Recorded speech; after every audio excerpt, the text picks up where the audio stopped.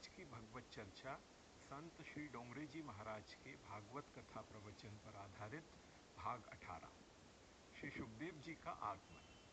सुखदेव जी महाराज गुरु नहीं हैं, सुखदेव जी महाराज सदगुरु हैं, भगवान की प्रेरणा से आए हैं। सुखदेव जी महाराज ने राजा के मस्तक के ऊपर हाथ रखा है, राजा कृतार्थ हुआ है।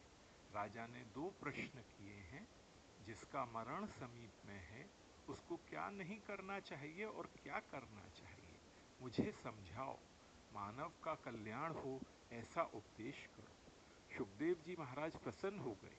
राजा ने ऐसा प्रश्न नहीं किया कि मेरा कल्याण हो ऐसा उपदेश करो, मानव का कल्याण हो ऐसा प्रश्न किया। सुखदेव जी महाराज बोले, राजा तुमने बहुत अच्छा प्रश्न किया है। मानव जीवन की अंतिम परीक्षा मरण है। जिसका मरण मंगलमय हुआ समझना उसका जीवन मंगलमय था, जिसका मरण बिगड़ गया समझना उसका जीवन भी कुछ बिगड़ा था। पाप से मरण बिगड़ता है, साधारण पाप मानव करता है, भगवान बड़े उदार हैं, क्षमा कर देते हैं। मानव जीवन में कभी कभी ऐसे पाप करता है जिसको क्षमा करने की इच्छा भगवान को भी नहीं होती। ये पाप क्षमा करने जैसा नहीं है, इस पाप की सजा होनी ही चाहिए। आप बहुत प्रेम से भागवत की कथा सुनते हो, भगवान के नाम का जप करते हो। भगवान की कथा में, भगवान के नाम में पाप को नष्ट करने की शक्ति है। आपके पाप का नाश हो रहा है, आज से पाप न करो, पाप से ही मरण बिगड़ता है। अंतकाल में पुण्य याद नहीं आता है। किसी को मृत्यु की शैया में याद आए कि मैं एक बार वृंदावन गया था, मैंने श्री यमुना जी में स्नान किया था, मैंने बांके बिहारी लाल का दर्शन किया था, मैंने भगवान के चरण में तुलसी जी अर्पण की थी। मृत्यु की शैया में इतना याद आ जाए तो भी मरण सुधरे। गीता जी में भगवान ने कहा है, अंत काले च मामेव स्मरण मुक्त्वा कलेवरम। अंत काल में जो लोग मेरा स्मरण करते हैं, मेरा स्मरण करते हुए जो प्राण छोड़ते हैं, उनको दिव्य सद्गति मिलती है। कितने ही लोग ऐसा समझते हैं, आज खाओ पियो मजा करो, अंत काल में हम राम राम बोलेंगे, विमान आ जाएगा, विमान में बैठकर हम वैकुंठ को जाएंगे। आज भक्ति करने की क्या जरूरत है? भगवान ने कहा है, अंत काले च मामेव। आचार्यों ने यहाँ अंत काल का अर्थ किया है प्रतिक्षणस्य अंतः। शरीर क्षण क्षण में मरता है। क्षण भंगुर जीवन की कलिका, कल प्रात को जाने खिली न खिली, मल्याचल की शुचि शीतल मंद सुगंध समीर चली न चली। कली काल कुठार लिए फिरता तन, नम्र पे चोट झिली न झिली, रटले हरि नाम अरि रसना, फिर अंत समय पे हिली न हिली। शरीर क्षण क्षण में मरता है, प्रति क्षण भक्ति करो। जो क्षण का दुरुपयोग करता है वह दुखी होता है, जो कण का दुरुपयोग करता है वह दरिद्री होता है। एक कण का भी दुरुपयोग मत करो, एक कण से अनेक जीवों का पोषण हो सकता है। जो कण और क्षण दोनों का सदुपयोग करता है, उसका जीवन और मरण मंगलमय हो जाता है। सूत जी सावधान करते हैं, मानव जीवन में बहुत सा समय निद्रा में जाता है, बहुत सा समय पैसा कमाने में जाता है, बहुत सा समय सुख भोगने में जाता है, बहुत सा समय बातें करने में जाता है, बहुत सा समय रोने में जाता है। शांति से बैठकर मानव भजन नहीं करता है। मानव जगत को देखता है, अपने मन को नहीं देखता है। मानव मन को देखे तो खबर पड़े कि मेरा मन जितना बिगड़ा हुआ है, उतना इस संसार में कुछ भी बिगड़ा हुआ नहीं है। काल सभी को सावधान करता है, अब मैं आने वाला हूँ, अब मेरा समय हो गया है। जीव संसार सुख में ऐसा फंसा हुआ रहता है कि काल का पत्र पढ़ता ही नहीं है। काल सभी को पत्र लिखता है, अब मैं आऊँगा, अब मेरा समय हुआ है। दांत झड़ने लगते हैं, बाल सफ़ेद होने लगते हैं, तब समझना कि काल का पत्र आया है। मरण समीप में होता है तो धीरे धीरे दांत गिरने लगते हैं। कलयुग के लोग तो बड़े बुद्धिमान हैं, बहुत आगे बढ़ गए हैं। दांत गिर जाते हैं, नकली दांत लगवा लेते हैं, बाल सफ़ेद हो जाते हैं, उन्हें काले करवा लेते हैं। कितने ही लोग ऐसा समझते हैं कि नकली दांत मुख में रखने से खाने में मजा आता है। आज तक कितना खाया, खाने से शांति मिली है? मन को समझाने से शांति मिलती है।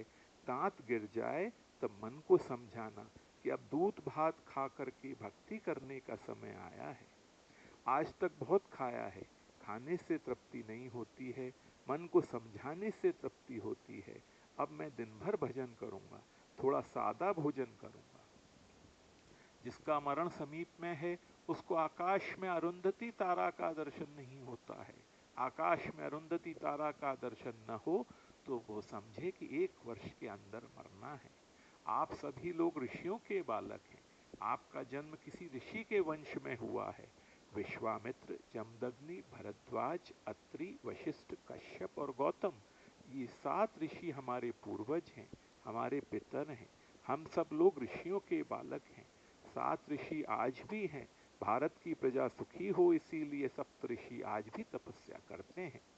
रात्रि में 8-9 बजे के बाद पूर्व दिशा में 7 ऋषियों का दर्शन होता है। रात भर ये ऋषि ध्रुव मंडल की प्रदक्षिणा करते हैं। प्रातः काल में 4 बजे के बाद उत्तर दिशा में अस्त हो जाते हैं। रात भर दर्शन देते हैं। रात्रि के 4 बजे के बाद वे दर्शन नहीं देते, संध्या करने के लिए बैठ जाते हैं। 7 ऋषियों का लगन हुआ है। ऋषियों के साथ बैठने का अधिकार एक ही स्त्री को मिला है। वशिष्ठ ऋषि की जो धर्म पत्नी है अरुंधति माता, ऋषियों के साथ बैठ सकती हैं। ऋषियों की सभा में अरुंधति माता को बहुत मान मिलता है। पुराणों में अरुंधति माता की कथा आती है। जब माता सभा में आती हैं तब बड़े बड़े ऋषि खड़े हो जाते हैं। सभा में अरुंधति माता को साष्टांग वंदन करते हैं। अरुंधति वशिष्ठ ऋषि की धर्म पत्नी है। वशिष्ठ जी के साथ में अरुंधति का तारा होता है। जिसको आकाश में अरुंधति तारा का दर्शन न हो वह समझे 1 वर्ष में मेरा मरण होने वाला है। आपको घबराने के लिए कथा नहीं है, सावधान करने के लिए कथा है। सावधान हो जाओ। अब अंत में डोंगरे जी महाराज एक लक्षण बताते हैं, इसे कभी भूलना नहीं, याद रखना, काम आएगा। डॉक्टर में विश्वास रखो, अति विश्वास रखना नहीं। अति विश्वास ऋषियों में रखो। डॉक्टर कोई वक्त समझ भी जाता है कि ये जीव जाने वाला है तो भी इंजेक्शन देता है और विचार करता है इसका जो होने वाला हो सो हो, मेरे इंजेक्शन का पैसा तो मुझे मिलने वाला ही है। अंदर से ओंकार का अखंड नाद होता है। बड़े बड़े संत ओंकार का ध्यान करते हैं, ओंकार का जप करते हैं, ओंकार का स्मरण करते हैं। अंदर से रकार ध्वनि अखंड होती है। जो गूंगा है उसके अंदर भी ओंकार बोलता है। ओम परमात्मा का नाम है।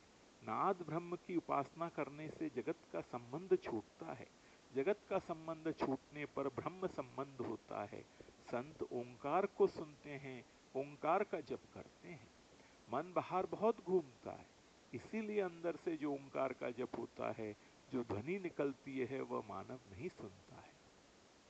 कान में उंगली डालने से अंदर की ध्वनि सुनने में आती है। अंदर से सतत जप होता है। अ उ म, अकार उकार मकरात्मक अखंड ध्वनि होती है। कान में उंगली डालो तो ये ध्वनि सुनने में आएगी।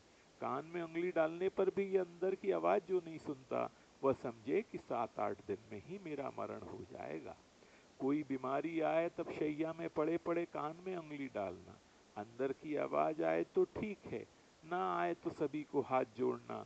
मैंने कथा में सुना है, कान में उंगली डालने पर जो अंदर की ओंकार ध्वनि नहीं सुनता है वह 7-8 दिन में ही मर जाने वाला है। प्राण घोषानुपश्रुति ही मृत्यु के लक्षण बताए हैं। ऐसा लक्षण देखने पर सावधान होना चाहिए। ये जो लक्षण बताए गए हैं सावधान होने के लिए बताएं। ऐसा लक्षण देखने में आए तो समझना कि अब मरण समीप में है। सुखदेव जी महाराज की ऐसी आज्ञा है, जिसको ऐसा लगे कि मरण समीप में है वह घर छोड़कर गंगा किनारे जाए, किसी तीर्थ में जाए। जब तक घर दिखता है घर की ममता नहीं छूटती है। घर की ममता मन को बिगाड़ती है, घर की ममता मरण को बिगाड़ती है। इसीलिए आज्ञा की है किसी तीर्थ में जाकर निवास करो। यदि आपको घर में ही रहना हो तो सावधान होकर रहो। सावधान होने का अर्थ यह है कि यह घर मेरा नहीं है। घर की ममता छोड़कर घर में रहो। तो आप तीर्थ में भी न जाओ तो घर ही तीर्थ है। मेरा घर भगवान के चरणों में है। घर की ममता मन को बिगाड़ती है। घर मेरे सुख के लिए नहीं है, घर मेरा नहीं है। लोग यात्रा करने के लिए जाते हैं, तब मार्ग में धर्मशाला में 1-2 दिन रुक जाते हैं। धर्मशाला में जब रहते हैं तो वे जानते हैं इसे छोड़कर जाना है। घर भी धर्मशाला के जैसा है, एक दिन छोड़ना ही पड़ेगा। घर में सावधान होकर रहो, आपका घर भगवान के चरणों में है। सुखदेव जी महाराज सावधान करते हैं, एकांत में साधन करो। एकांत मिलने पर मन पाप करता है, तो एक ईश्वर में सभी का लय करो। आप जब भजन करने के लिए बैठो, ध्यान करने के लिए बैठो, उस समय ऐसी भावना करो, इस संसार में मैं और मेरे भगवान हम दो ही हैं, तीसरा कोई नहीं है। सभी का लय भगवान में करो। भजन करने के लिए बैठो तब ऐसी भावना करो कि मैं वैकुंठ में हूँ। घर को भूल जाओ, अपने नगर ग्राम को भूल जाओ, सभी का लय भगवान में करके बैठो। जिसको एकांत में आनंद आता है, एकांत में जिसका मन शांत रहता है, उसकी बुद्धि में ज्ञान प्रकट होता है। सुखदेव जी महाराज सावधान करते हैं, एकांत में शांति से बैठो। जिसका तन स्थिर है, जिसकी आंख स्थिर है, उसी का मन स्थिर होता है। जिसका तन चंचल है, जिसकी आंखें चंचल हैं, उसका मन कभी स्थिर नहीं होता है। घंटा 2 घंटा एक आसन में बैठो। मन कदाचित चंचल हो तो आंख को स्थिर करो, आंख भगवान में रखो। जागृत अवस्था में मन आंख में बैठता है, आंख जहाँ स्थिर हो वहाँ मन को स्थिर होना पड़ता है। आंख भगवान में स्थिर हो जाए, फिर मन भी भगवान में स्थिर हो जाता है। आज की भगवत चर्चा यहीं तक। ओम श्री गुरुवे नमः।